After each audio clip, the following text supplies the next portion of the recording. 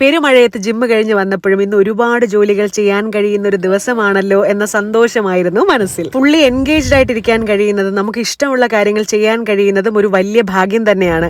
ഈ ദിവസത്തിലെ ഏറ്റവും പ്രധാനപ്പെട്ട ചില സംഭവങ്ങൾ കാണിച്ചു തരട്ടെ. തൻവി പാപ്പയെ സ്കൂളിലാക്കി, മാതങ്കി എന്റെ വീട്ടിലാക്കി, ഓഫീസ് എത്തുമ്പോഴാണ് ശരിക്കും പറഞ്ഞ ഒന്ന് ഒരുങ്ങി ആ ദിവസത്തിന്റെ ഫുൾ എനർജി നമ്മുടെ ശരീരത്തിലേക്ക് കയറുന്നു. ഷോ കഴിഞ്ഞ് നേരെ പോയത് ന്യൂസ് 18ലേക്കാണ്. ഇന്ന് അവരുടെ ലൈവ് ഷോയിൽ ഞാൻ ഗസ്റ്റ് ആയിരുന്നു. ഞാൻ റെഡിയാണ്. ഇനിയിപ്പോൾ എന്നെ വിളിക്കാൻ വണ്ടി വരും. നേരെ ഞാൻ ന്യൂസ് 18ലോട്ട് പോകും.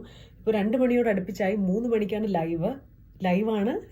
2 മണി, 2:15, 2:30 ആയി. നമ്മൾ എത്തുന്നുണ്ടായിരുന്നില്ല.